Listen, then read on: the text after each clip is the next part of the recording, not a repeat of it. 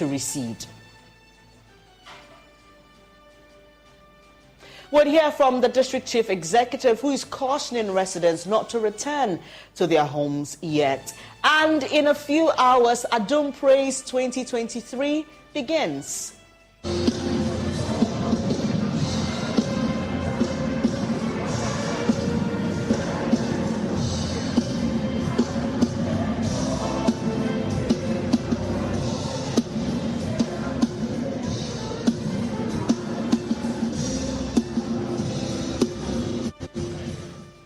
We'll tell you what to expect and how to get a ticket to the choir's edition of the annual music festival. Do stay for details.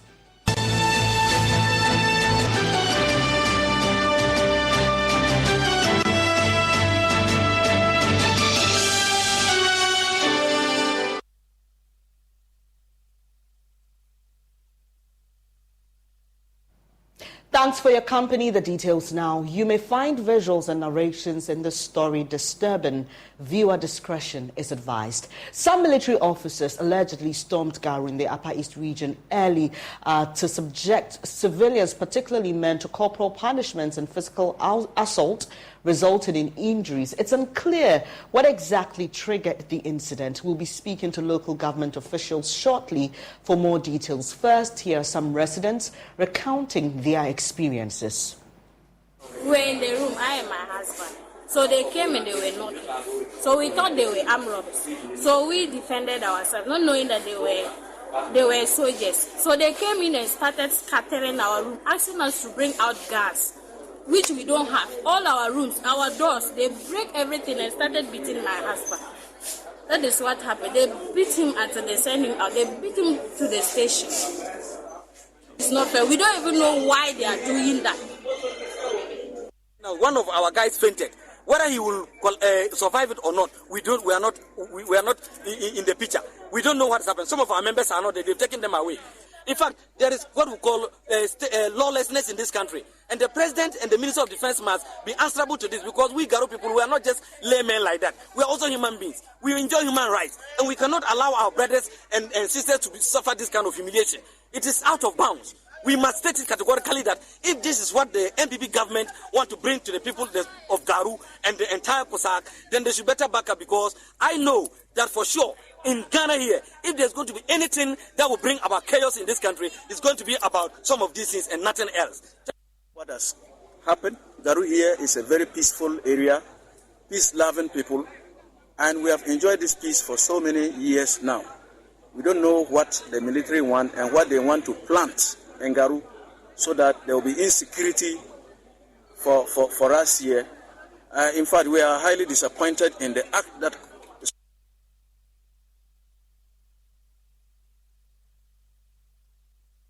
So you heard there's some residents and victims of that alleged brutality by the military. Let's now speak to the MP for Bulsa North, James Agalga. He's also on Parliament's Defence and Interior Committee. Good afternoon. Thanks for your time, Mr. Agalga. First off, can you confirm if these acts were actually carried out by military men?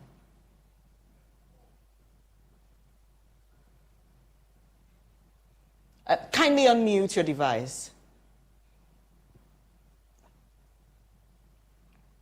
Hello, Mr. Galga, can you hear me, please?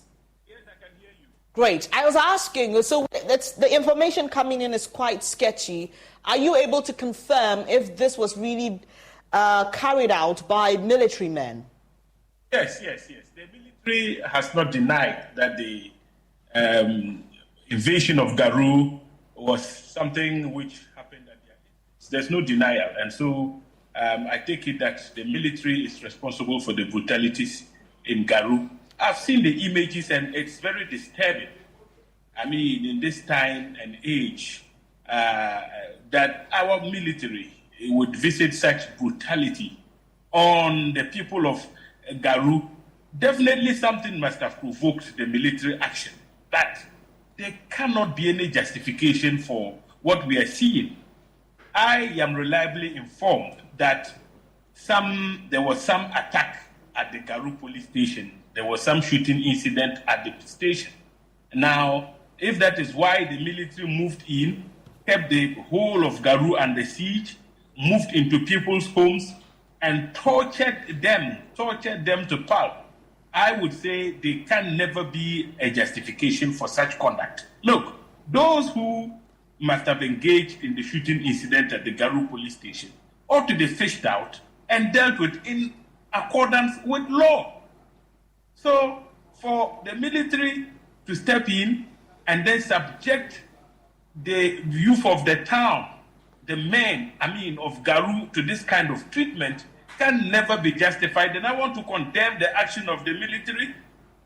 Why? Because this is coming on the back of a similar incident which happened at Ashama, which became the subject of a parliamentary probe. I thought that lessons would have been learned, but it appears that, we're not learning lessons at all, and these things keep recurring. It's unfortunate, and I would push for this matter to be investigated. But currently, we haven't heard from the military like you've established, and I'll come back to you for more of this, but we've been joined by Musa Osman, who is DCE for the area. Thank you so much for your time this afternoon. So we are just hearing for MP of the area, who is telling us what possibly could have triggered this. But on the ground, what have you picked up? You are head of DISEC in the area. What exactly caused this reaction, allegedly, from the military? Thank you so much. Good afternoon to your listeners. Yes, inferences are strongly pointing to the attack on the national security vehicle. I've not had categorical response from the military, though. But then, this morning, while we were there with them to sleep with them, to see with us, inferences were, where were we when the boys were attacking the vehicle and all that. So there are strong inferences to the attack on the security vehicle.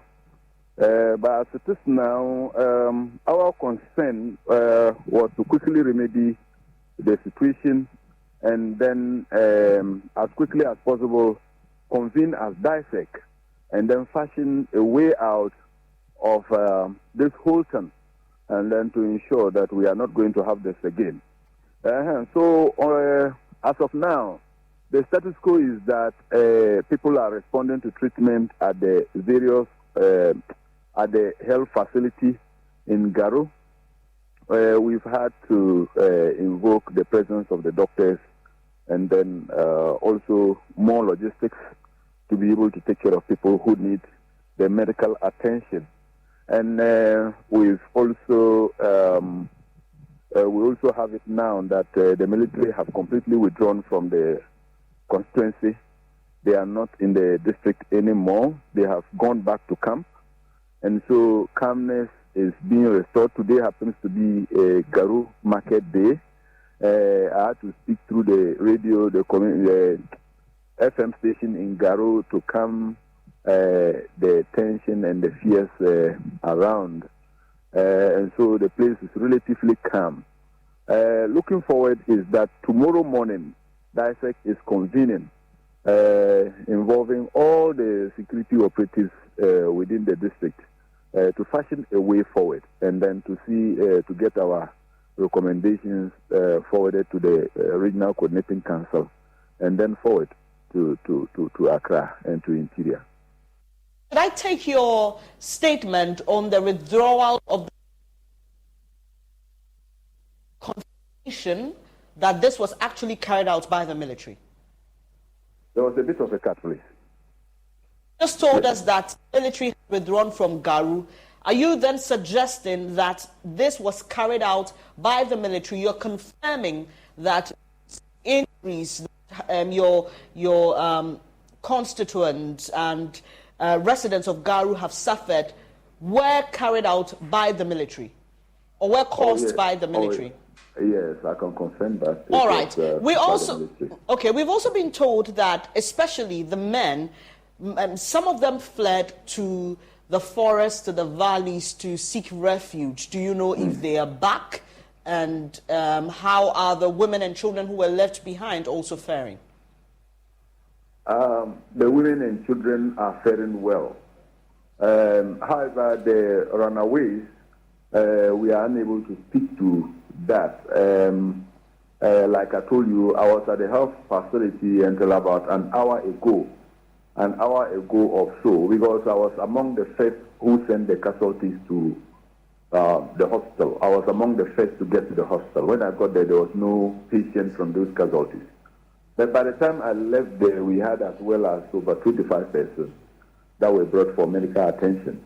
Relatives had come to fill the whole hospital, and then also staff were also doing their bit of it. And so, considering the situation, I'm unable to speak to those who ran away to the valleys. Right. I'll come to you shortly. Let me go back to Mr. James Agalga, who is MP for Bulsa North. Mr. Agalga, do we know if this was a military-sanctioned exercise? Because sometimes we have that, confusion where sometimes soldiers, act on their own when they feel offended by certain activities of civilians. We have examples of that. And we also have examples of operations that are sanctioned by the military high command. Do we know, as we speak, if this is an operation that was sanctioned by the military high command?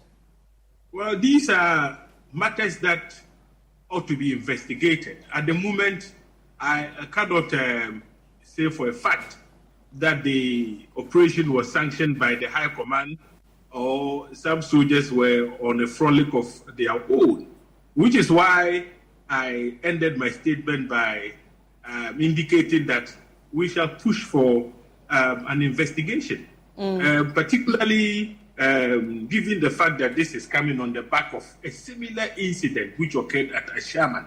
As I speak, the committee's report on Ashaman is ready and will be debated by the House as soon as the House reconvenes on the 31st of this month. And so I am surprised that a similar incident would occur when it is very clear to the armed forces, the military high command, that when they unleashed brutality on the people of Ashaman, Parliament, the People's Assembly, did not take kindly to those actions and actually launched a probe.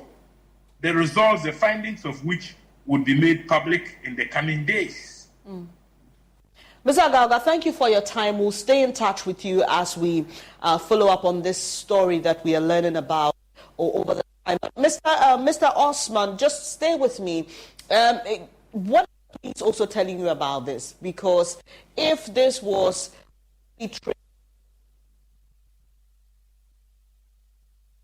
first, please. Hello, Mr. Osman, can you hear me?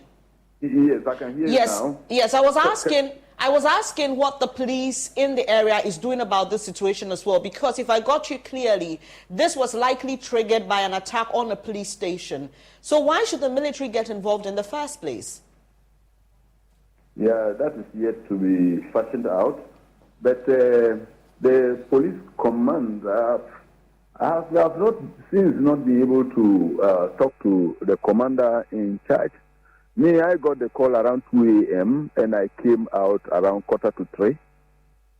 Around 2:45, I was at the scene until this morning, around after 6, that I started carrying victims to the hospital. I have not been able to reach the police commander. I have tried countless times. He's not responding even up to now. He has not returned my calls up to now. Because I wanted to also understand the reason for the operation and what is the authority that is sanctioning the operations. I'm not getting that. I'm not getting his response, and so I'm not able to tell whether he's aware or not. The NIB, I woke him up from his sleep from that 2 o'clock, and he seems not to be aware of the operations. I was at the scene and I kept updating him of what is happening. Even at 6 a.m. this morning, while at the hospital, I was updating him of the casualties that we have had up to now. But after the police command, no. Up to now, no information about them. Don't you find it rather disturbing that an incident of this magnitude has occurred and the police commander is not responding to your calls, neither has he reached out to you? Very, very, very disturbing. Very disturbing. So tomorrow morning we'll be having dissect, and dissect will bring out recommendations and way forward, and we will carry it to the letter. Right. Thank you so much for your time. Musa Osman is TCE for Garu, and we are just learning that some military men went into that town and inflicted some injuries on persons. We understand that this was triggered likely by an attack on a police station by some men in that area. It's still a developing story, so we'll be gathering all the information and sharing it with you online, on radio, and on television as well. But if you just joined us, it has been confirmed that this was actually carried out by the military. What we don't know is whether it was sanctioned by the High Command. Away from that story, the Volta River Authority, VRA, has initiated a major disinfection and fumigation exercise in communities affected by flooding resulting from the Akosombo Dam spillage. This follows the gradual decrease in flood waters in some areas of Mepe in the North Tong district of the Volta region. VRA's Emergency Preparedness Coordinator, Engineer Kwame Osei-Mensah-Dakwa, says the authority is committed to ensuring the safety and habitability of homes, public spaces, and the entire community after the floods. There's more.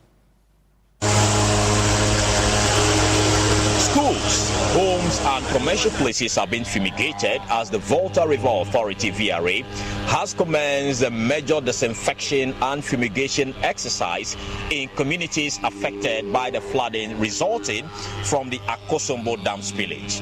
This disinfection is in response to the gradual decrease in flood waters in certain impacted areas of Mepe in the North Tong district of the Volta region. In an interview with JoyNews, the VRA's Emergency Preparedness Coordinator, Engineer Kwame Osei-Mensah-Dakwa, emphasized the VRA's commitment to ensuring the safety and habitability of homes, public spaces, and the entire community following the floods.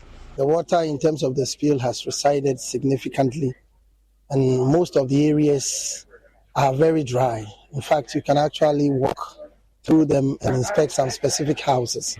So we did a quick recce together with the assembly, with the traditional council, with the health inspector of the assembly, then realized that most of the places were dry and people had started going back to stay in their respective residence. And so VRA has decided to start decontamination exercise so that those who go there will live in a safe environment and not be exposed to any health hazards. And so we intend to, as a matter of urgency, start the work with the Mepe area, where the extent of inundation was quite pronounced. Meanwhile, the district chief executive of the North Tong Assembly, Divine Osborne Fenu, commended the VRA for its prompt disinfection exercise, but urged residents to await the completion of the fumigation exercise before returning to their homes. Some areas that still have water, especially where we cross at the RCGSS to the other side of Mepe. You can see that the water has receded drastically. So it is even very difficult to cross there now because of the level the water has gotten to now. And so we have moved in yesterday to check some of the houses, but I cannot actually put a percentage to it. As you go to the field, you see that a lot of the houses are dry now, and so we need to do the fumigation and decontamination of those houses. And then we are saying that they have to do some structural inspection of those buildings, even after the fumigation, to see whether those buildings are good enough for people to just move in. We don't want to have a case where people move in and the houses collapse and all that. So we'll let our engineers, after this fumigation, go and inspect those structures and ensure and see whether it is good for them to go and inhabit them for now. It was a very, very rapid response, because yesterday, when they started calling that they were coming, we were on the field doing some relief administration, and I must commend them for this particular one. Until those things are done, we are appealing to everybody to remain at where they are now, to ensure that we save lives. Meanwhile, some victims say even though they are happy with the fumigation exercise, they are still looking forward to the rebuilding of their collapsed houses.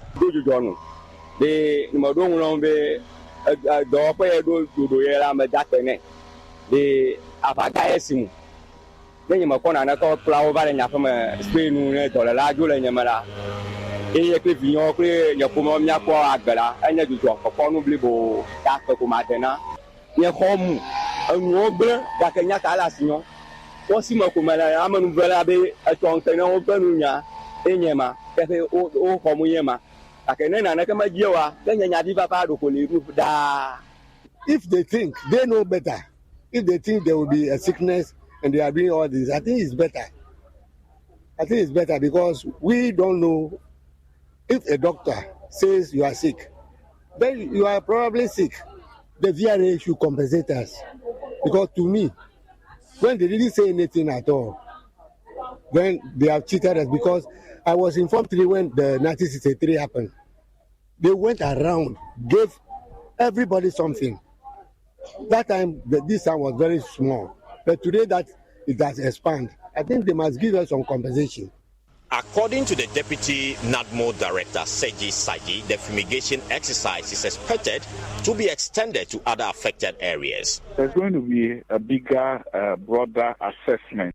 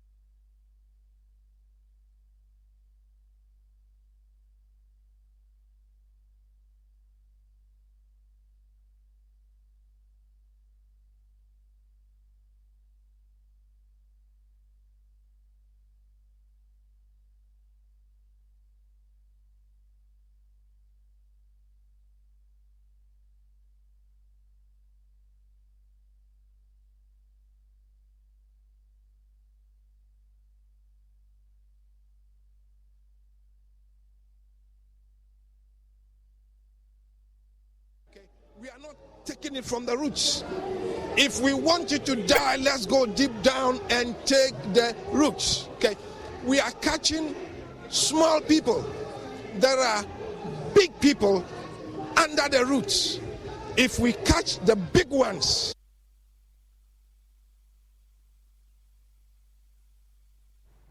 Now, the figure of displaced persons in the Bupe floods has increased to more than 6,000 from an initial 1,500.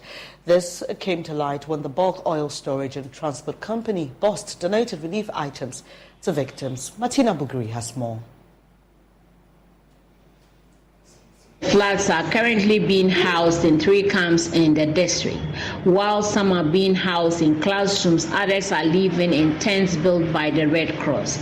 Speaking to Joy News, the acting Central Gunja District Director of NADBO, Dramane Ayibatu, said the water receded some few weeks back but started rising early today. She said over 6,000 people have been affected.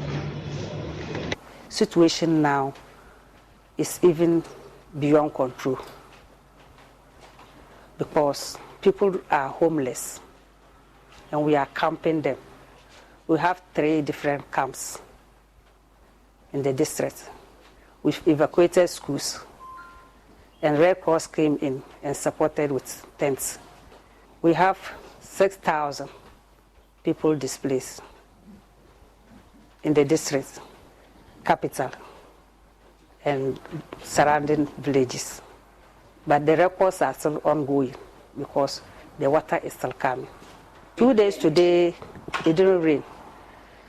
And today, it didn't rain. But the water settled for 2 days. But this dawn, per NADMO's records, we check and the water has come today. One of the victims, Madam Binta, said they were living in hardship and appealed for support. She also expressed worry over their children staying at home. Since we arrived at the camp, things have been difficult, food to eat, and we are not working. We know you have helped us, but we are still appealing for more help. Our children are home and they are not attending school. We are worried.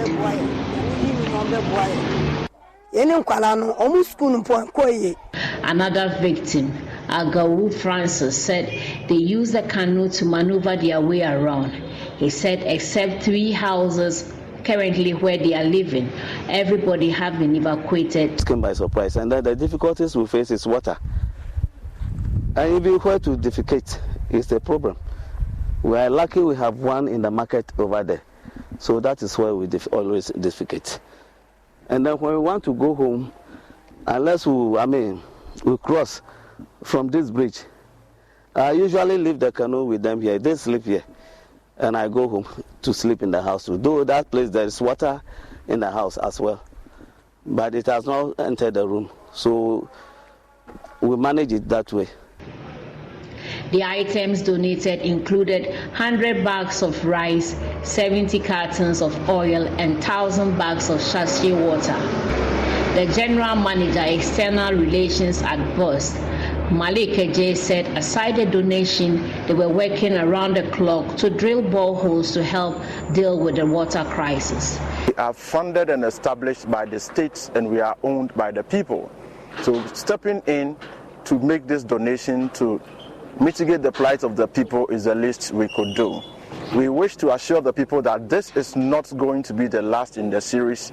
We appreciate the challenge that their sources of drinking water are heavily polluted by the overspill of the waters, and we are taking steps to even get them boreholes to ensure that diseases don't visit them even as they suffer being moved from their homes and going through all these difficulties at this point in time.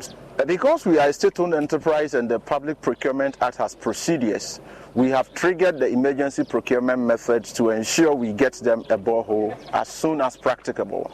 But in the meantime, we are coming here today with 2 truckloads of water for them to use whilst monitoring the space to ensure that we stick to the procedures of the Act to bring in a contractor who will help us to start with at least a borehole so that their water situation will be quickly mitigated for them to live well.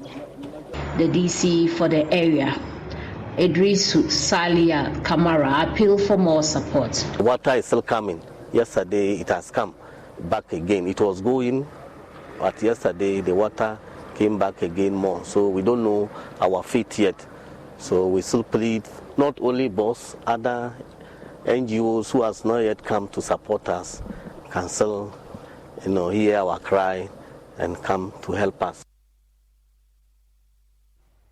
Thank you so much for staying here on Joy Newsroom. Just gone by, we heard from MP and DCE for Garu, where some military men stormed the town, brutalizing people. That we brought you details of what exactly was likely to trigger. It's still to come. In a few hours, Adum Praise 2023 begins.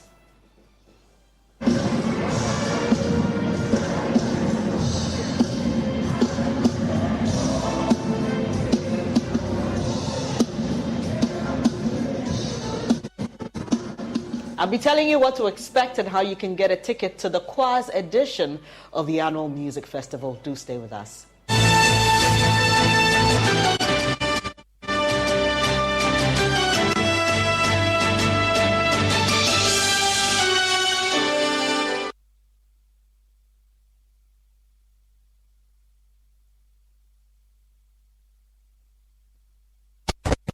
Starting this October 20th to 11th of November,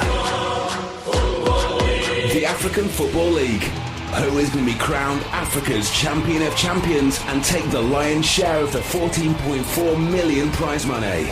Catch all the games streaming at www.AFL Africa and on FIFA Plus. The African Football League, our game, our home. Now let's shine together. Ladies and gentlemen, we're going to demonstrate to you the superior properties of Flamingo paint as compared to other paint brands on the market. We take equal quantities of Flamingo paint and this ordinary paint. We then dilute them with water. And now, let the test begin. The gentleman on the left is going to apply the ordinary paint, and the gentleman on my right will use the Flamingo superior paint. As you can clearly see, Flamingo has the obvious better hiding. Furthermore, Flamingo has painted a much larger area. You know, one bucket of Flamingo paint is equal to several buckets of any other paint brand on the market. Flamingo paint is made with superior formulation to give superior durability, superior hiding, superior coverage. Flamingo paint, simply superior. DC sports fans, Monumental Sports Network is here. Get everything Caps, Wizards, and Mystics all in one place. Live games and stat tracking, new shows, your favorite personalities, and more. Visit WatchMonumental.com to learn more.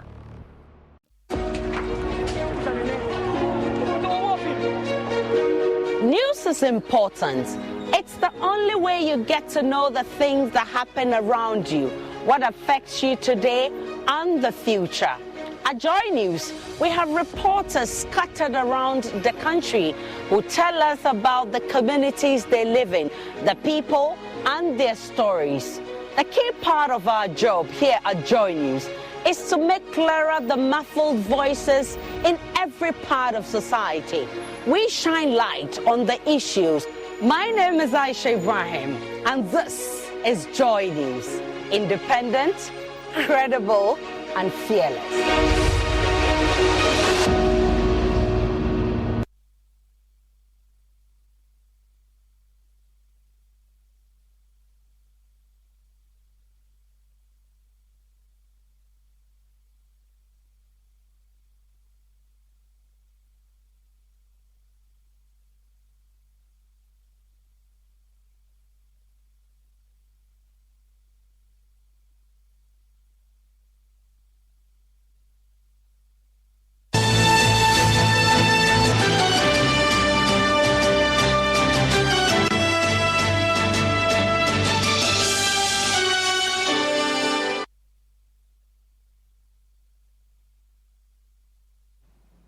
Thanks for staying here on Joy Newsroom. I'm Bernice Abubedu Lansana, sister of Dr. K. Ebuzia, former Prime Minister of Ghana, says no matter how bad a civilian government may be, Ghanaians, especially the youth, should not consider a coup. Amabuzia says the consequences of military governments are dire and should not be encouraged. She witnessed military takeovers in Ghana and wants the youth to rather hold government accountable. She spoke to Samuel Imbura of our political desk. Young men who have never seen coup d'etat before, if they have seen it and experienced it, they will never talk about coup d'etat. Never. What I have gone through and what others have gone through, I don't think, however bad a civilian government is better than a military government. However bad civilian government is better than military coup. I think if they haven't read about coups, they should go and find books and read about coups. Or they should contact somebody who was alive when coup d'etats were happening one after the other in this country. And they will never ask for coup d'etat in this country. If 5 o'clock you are standing on your veranda and they come and arrest you because they say there's a curfew, if you can't go out, businesses broke down, everything broke down, you wouldn't call for it. You see, the whole world is turning upside down. Things that are happening, you listen to them and you say, what is happening? So we should be ready, be prepared, tune our minds and say that whatever is coming, we are going to face it to make the best out of, make marmalade out of lemon and face it, but not coup. I don't think there's any head of state who really deliberately wants to punish his citizens. No, I don't think so. So if anything is going wrong or something, I don't think it's deliberate. He wants to leave a legacy. He wants to leave office that they say, oh, when Nana Akufo-Addo came, he did this. But circumstances are such, it's not allowing him to do it. I don't think he enjoys to see a Ghanaian suffering. No, I wouldn't. He by nature is very kind-hearted, by his own nature. Now, Communications Director for Dr. Mahmoud Bawumia's camp, Nana Komia, says Team Bawumia is focused on reaching out to delegates with their message and not responding to accusations from other camps. Speaking on Newsfile, Nana Komia added the Vice President's objective is to refrain from attacking members of other campaign camps.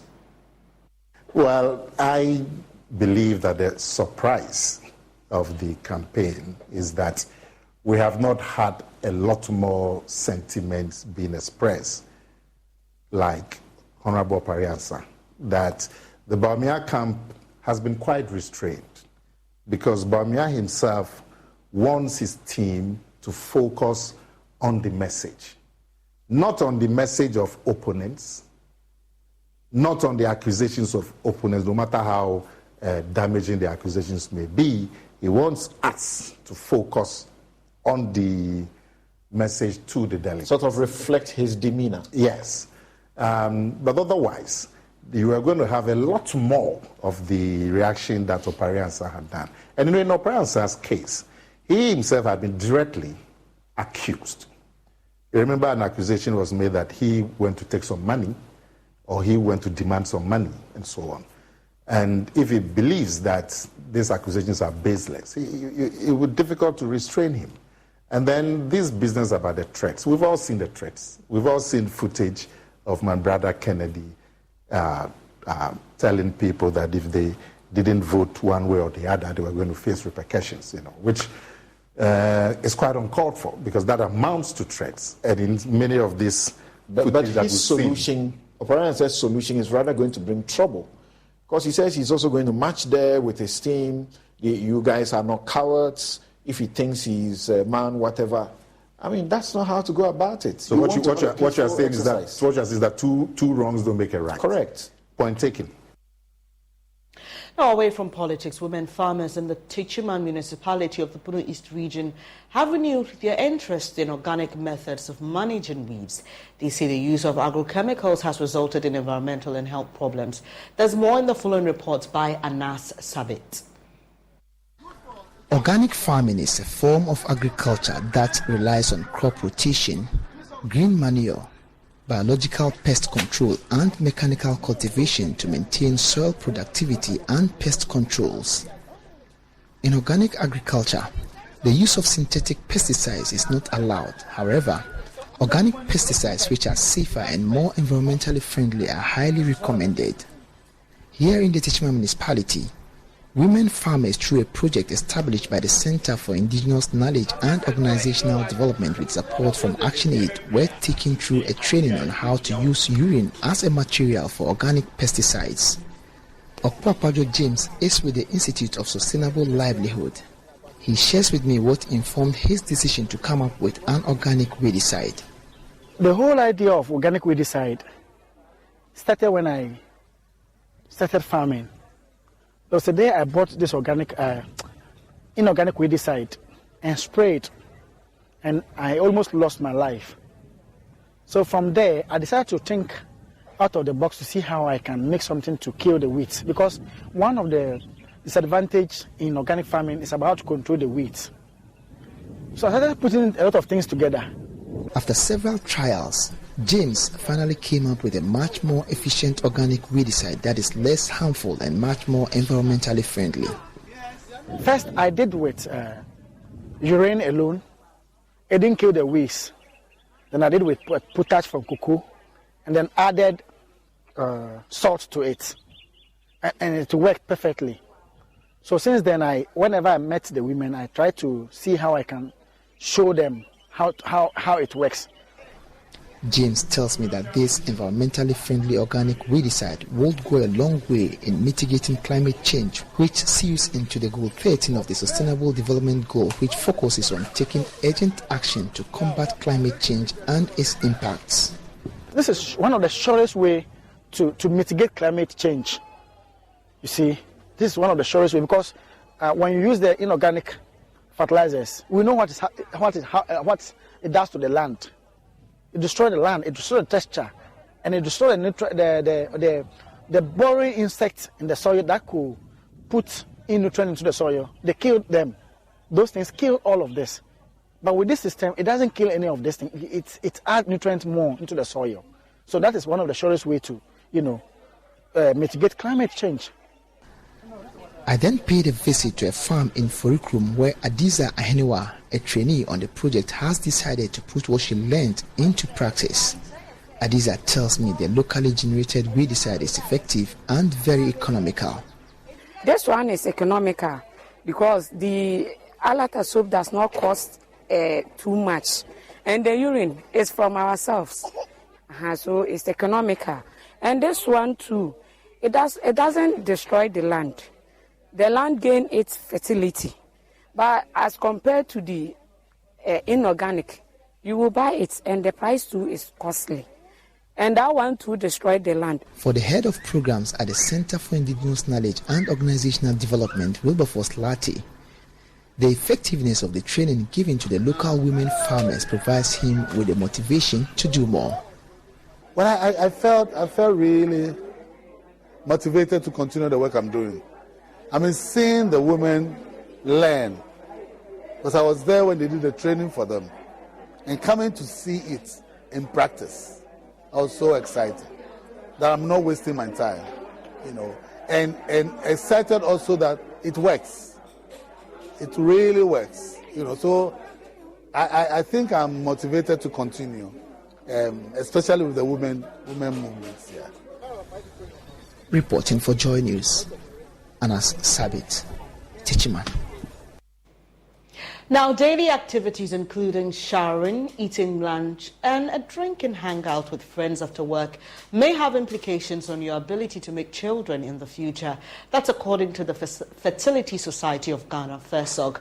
The society says while fertility concerns have conventionally been linked to female factors, recent research highlights the notable role of male fertility in the conception process.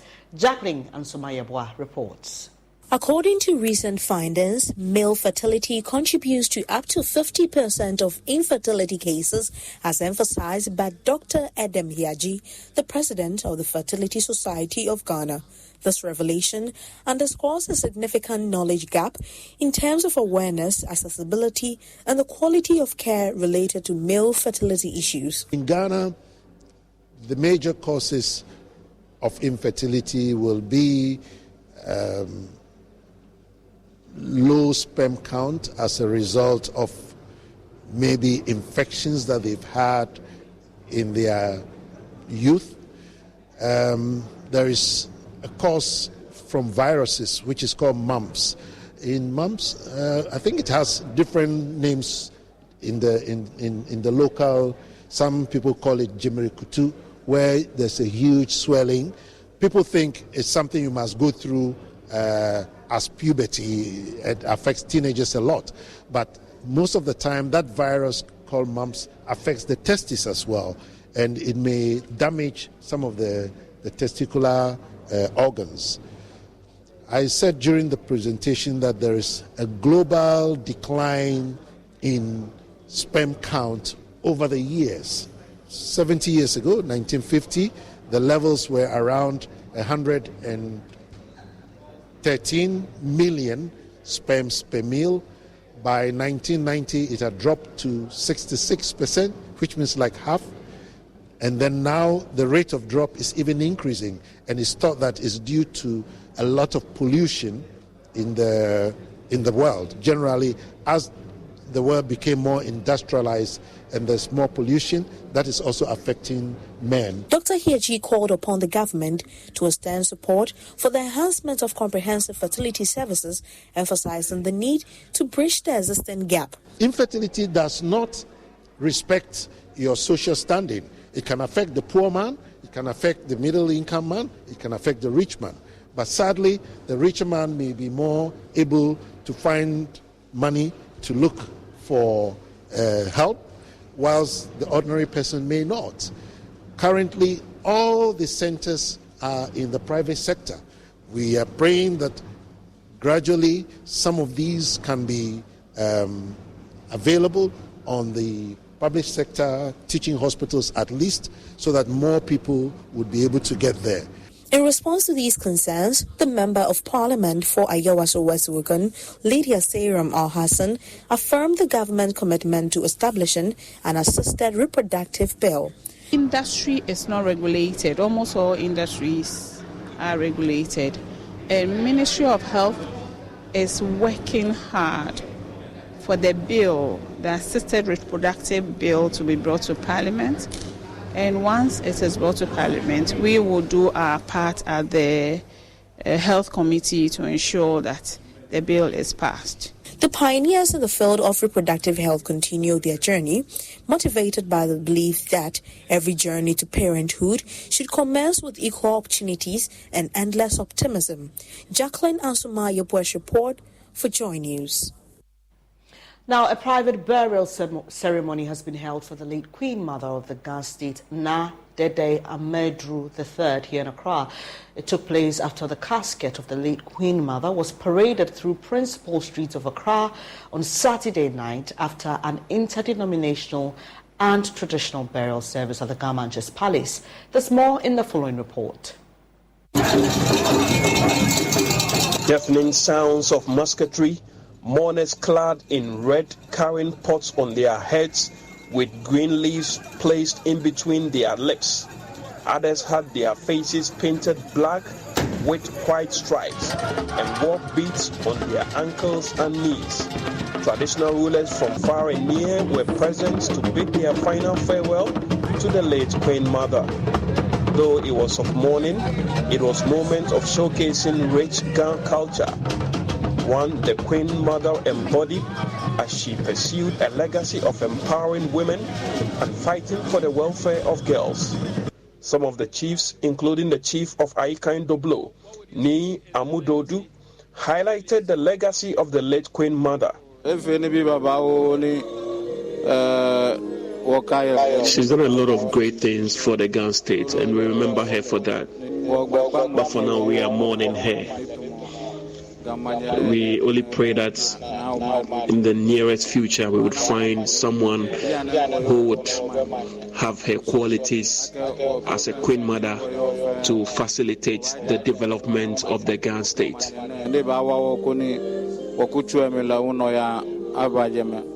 She has been a very great success for the women of Accra, all Ghana, and then the girls, because she organized girls child education, and then women in trading.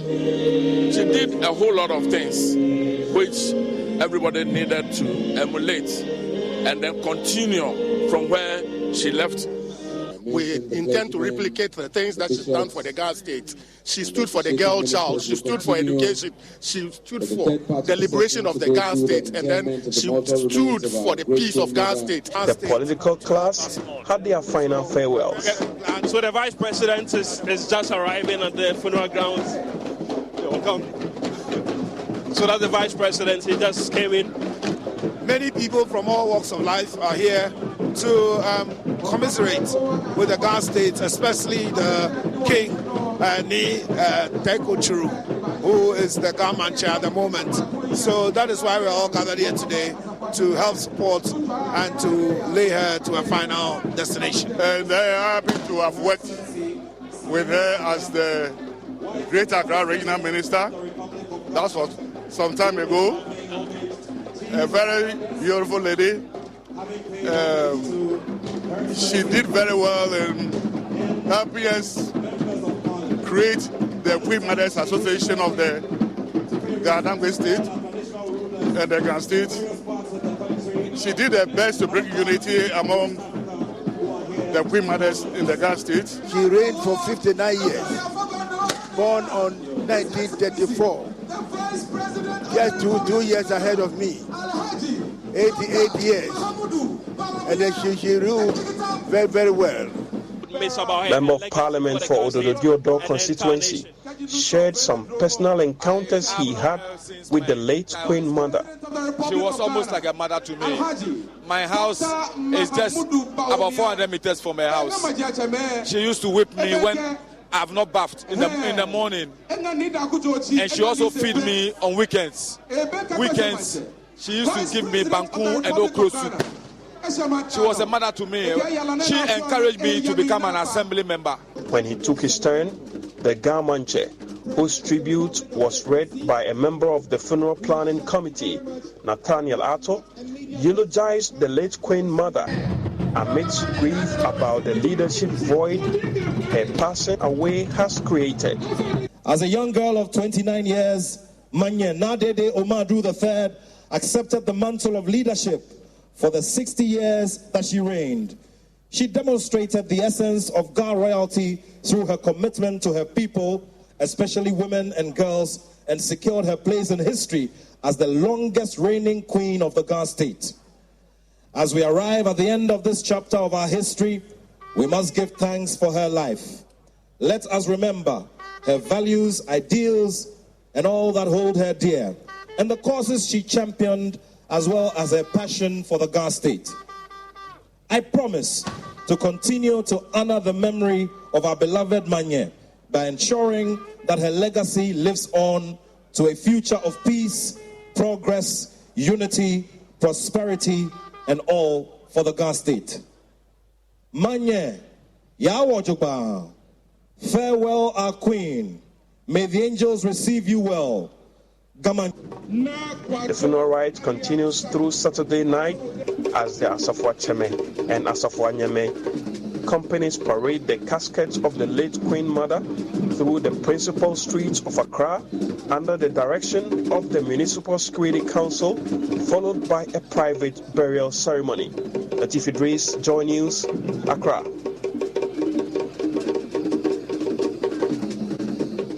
And here in our studios, Zat Kokomlemle and Bernice Abubeidu Lansa, and it's a few hours to the biggest musical concert here in Ghana. I'm talking about Adum Praise, and this year it is the choirs edition.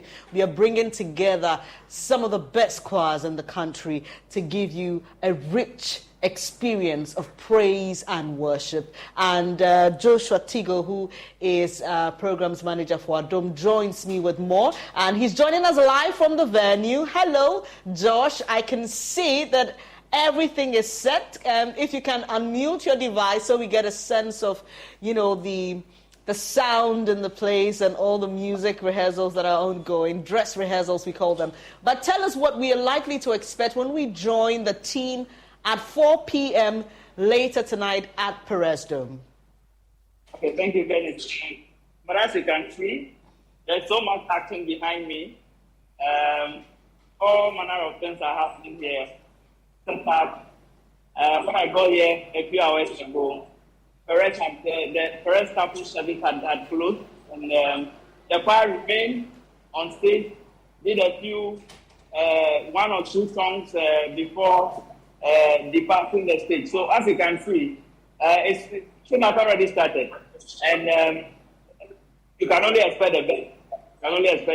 I am excited. I mean, the 2 people that have come to meet here who are close from church service have told me that they do not intend to go home. They would stay on until it is 4 p.m. when the action starts. Mind you, we have a red carpet that is starting at about 3 p.m. And so we want to encourage patrons to get there early enough so they can have an opportunity to do all that they would have to do before the action starts. Right, Joshua, so we'll be joining you and the team. Thank you so much for the hard work you've put into this. So in just about an hour, we are hitting 3 o'clock. So make your way to the Perez Chapel. And for this year's edition of Adum Praise, we're having the choirs from Christ Temple East at CT Praise. We have Harmonious Choral. We have the Perez Chapel Choir. We have Team Eternity. 10 wonderful choirs across the country. You don't want to miss it. The choir from Royal House Chapel, and the list goes on and on. So just put yourselves together. We also have the multimedia choir, so it's going to be exciting tonight as we praise and thank God for how far He has brought us. So we'll be expecting to see you. You can get an e-ticket. You can get a ticket at Perez Chapel as well as the other churches that are representing. Thank you so much for your company on this edition of the Joy Newsroom. I'm Bernice Abubeidu Lansa. There's more news when you log on to myjoyonline.com. Do enjoy the rest of your Sunday. Good afternoon.